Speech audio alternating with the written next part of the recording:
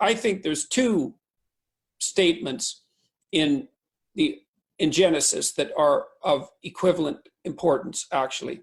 One of them, maybe there's three. One of them is that what God used to create order out of potential and chaos was something approximating a process that was characterized by truth and courage. And so there's an idea there, which is why I think God continually repeats after he creates day after day that the creation was good. And so the idea is that if you face the potential of the world, which is, I think, something that human beings do with their consciousness, I think that's what consciousness is for. If you face the world with truth and courage, then what you generate out of that field of possibilities is in fact good. People love reward and they love attention. People love attention more than anything else. And so if you watch through the day, and when your partner does something that's good, say, man, that was good, or something like that. You can be inventive, and then they'll do it more. And if you do that a whole bunch, like for a year, they'll be doing things that are good for you just all the time. And if you're in a relationship, man, if someone's done something right, do not punish them. You do that 2 or 3 times, and that's it, man. You're not going to get them to do that anymore. So, judiciousness. Watch what they're doing. If something happens that's good, notice it. And, if they've done a bunch of things, don't concentrate on the things they did wrong. That's not smart.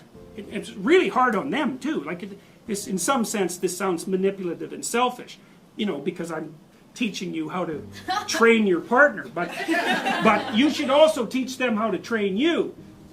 Because it would be really nice if you could come home and the person would say, well, what did you do today? And you say, here's a bunch of things I did. And they say, well, this looks really good and that was great. And why don't you do some more of that? And you're like, oh boy, it was a great day.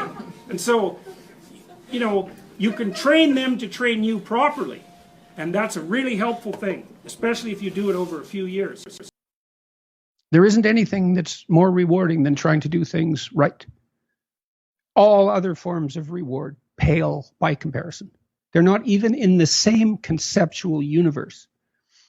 And there's nothing that's more adventurous than telling the truth. You have no idea what will happen to you if you tell the truth. And so if you're looking for an adventure, boy, that's an adventure. Treat yourself like you're someone that you care about. See, I read this piece of work by Jung a long while back, and it was a meditation on the injunction to treat your neighbor as you would like to be treated, something like that. And what Jung pointed out, which I really liked, was that wasn't an injunction to be nice to other people. It was an invitation to reciprocity. It was something like this. It's like, you should figure out how you would like to be treated, like you were taking care of yourself, not how you would like people to respond to you. It's more important than that. It's like, imagine you had a child that you really cared for, and someone said, well, people will treat this child exactly like you want them to, but you have to figure out what that is. And so then you'd have to sit down for like a month and you'd think, okay, well, how do you want your child to be treated? You don't want everyone just to be nice to him, you want people to challenge him, and you want people to discipline him, and you want people to tell him when he's wrong. It's like, you don't just want everyone to be nice. That's pathetic. You really have to stop comparing yourself in some ways to other people. And the reason for that is that the particularities of your life are so idiosyncratic that there isn't anyone really all that much like you, because the details of your life happen to matter.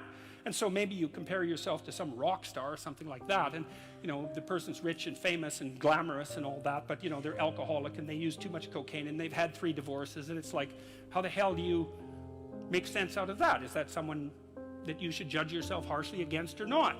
The answer is you don't know, because you don't know all the details of their lives. And who do you know that you can compare yourself to? That's easy. You. Yesterday. So here's a good goal. It's something like, well, aim high. And I really mean that. It's like, and we'll talk about that a little bit too. Aim high, but use as your control yourself. It's like, so your goal is to make today some tiny increment better than yesterday. And you can use better. You can define better yourself. There's better. Well, so you want to get your fear behind you, right? You want to get it behind you where it's pushing you forward instead of in front of you where it's stopping you. And you get your fear behind you, pushing you forward by actually thinking through the consequences of not putting your life together. And the least of those is that you waste it and suffer, right? Because you're going to suffer anyways, man. So you waste it and suffer. That's a bad deal. Because maybe if you're going to suffer, you could at least do something noble and glorious and upright and powerful and honorable and admirable and helpful and difficult. You know, that's just so much better. And maybe that's good enough so that you think, hey, you know, little suffering, it's basically worth it. At least it's a way forward, you know? At least it's a way forward. And the probability that you're going to get what would be good for you, let's say, which would even be better than what you want, right? Because, you know, you might be wrong about what you want, easily. But maybe you could get what would really be good for you. You don't think, okay, here's what I would like if I could have it. And I don't mean in a way that you manipulate the world to force it to deliver you goods for status or something like that. That isn't what I mean. Imagine that you were taking care of yourself like you were someone you actually cared for. And then you thought, okay, I'm caring for this person. I would like things to go as well for them as possible. What would their life have to be like in order for that to be the case? Well, people don't do that. They don't sit down and think, all right, you know, let's figure it out. You've got a life. It's hard, obviously. It's like 3 years from now, you can have what you need. You got to be careful about it. You can't have everything. You can have what would be good for you, but you have to figure out what it is, and then you have to aim at it. What you should do if you're feeling resentful about the nature of being or suffering too much for your own life, let's say, is straighten the damn thing out. Like seriously, try it for a year even. Try it for a week. Try not doing the things you know you shouldn't do. Try not saying the things you know to be false, and just watch what happens. You might as well give it a shot, right? Because you say, well, I'm all in for a year, you know, I'm going to do things right, and then I'll just stand back and I kind of watch how things unfold, and maybe I'll reconsider at the end of that year. It's like, try it. So you don't get to leap from being a 17-year-old knothead who doesn't know anything and who isn't disciplined to the critic of Judeo-Christian society. You just don't know enough to do that, especially when you can look at your own life and think about how many things that you're doing that you know are wrong, that you could fix, that you aren't fixing. And that's the crucial thing. It's this mode of thinking isn't asking people to stretch themselves beyond what they're capable of. It's just asking them to stretch themselves to the point that they are capable of and seeing what happens. And that works. I've had many people write me over the last year, and this is a great thing, really, it's a great thing, who said that they started to tell the truth, or at least not to lie, and that they started to put things in order around them that they could put in order, and that, you know, the positive things just started to happen like mad, and they're not nihilistic, and they've got a purpose in their life. And so, you know, thank God for that, and it does work. If you turn around and you confront the suffering voluntarily, you find out that you are way tougher than you think. It's not that life is better than you think. Life is as harsh as you think. It might even be worse, but you are way tougher than you think if you turn around and confront it. And so then what you discover is that there's a spirit within you that can pursue something meaningful, that has the resilience and the strength to contend properly with the catastrophe of existence without becoming bitter.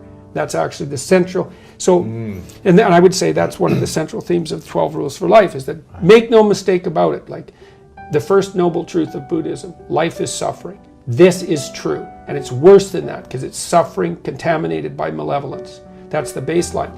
And so that's very pessimistic.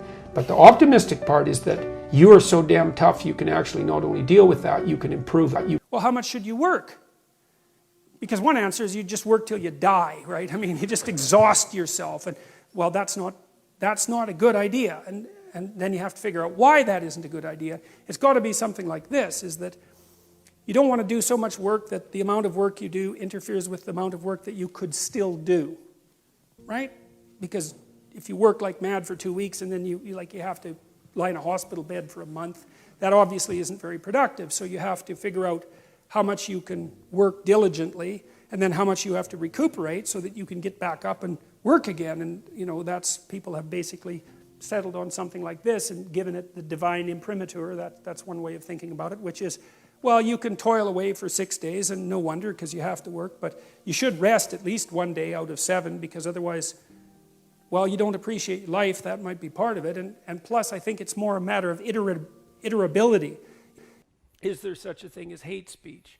Well, you have to be a bloody fool if you don't think there's such a thing as hate speech. I mean, I'm sure many of you have uttered hate speech when you're having a vicious argument with someone that you love. I mean, people say hateful things all the time. That's not the issue. The issue is, what do you do about it? And the answer is, well, you let the utterances play themselves out in the public domain. And the reason for that is because there isn't a better solution. It's not because there's no hatred, but it's also the case. It's also the case that defining hatred is a very tricky business, and who's going to define it is even a trickier business. You're an entity that both is and is transforming. And there's a rule that goes along with that, by the way, which is don't sacrifice who you could be for who you are. Which means if you have to choose to transform in a positive direction or maintain your current position, then it's better to transform in a positive direction. So you might even think of that as the core of your being. That's a Piagetian idea. It's a Jungian idea as well. Who are you? You're the thing that transforms who you are. Now, you're also who you are, but on top of that, you're the thing that transforms who you are. And I do think that that's not an arbitrary statement, put the thing that becomes at a higher place than the thing that is. That means you also have to allow yourself to shake off those things about you that you might be pathologically attached to, habits and people, for that matter, ways of thinking, all of those things. You have to allow yourself to shake those off, and that's more like a burning. That's why the phoenix is the symbol that it is, right? Men use the image of female perfection to motivate themselves. And that's exactly right. That's precisely what they do. You see that in the Tom Sawyer story. So Tom Sawyer is about 12 years old, and he's still hanging around with his friends like Huck Finn. And this girl moves across the street, Becky, and she comes out, and he's struck by her for the first time in his life. Something's changed. And the first thing he does is hop up on a picket fence and show off and balance in front of her. And he's saying, well, look at me, look at me. He's like the male bowerbird building something beautiful so the female will approve of it. And it's motivation. And that's something that I think modern women don't really understand about men. They don't understand that, at least to the degree that males are uncorrupted and not bitter because of being rejected, they're doing everything they can to kneel before the eternal image of the feminine and try to make themselves worthy. That's the chivalry story, right? That's what you should encourage in your partner.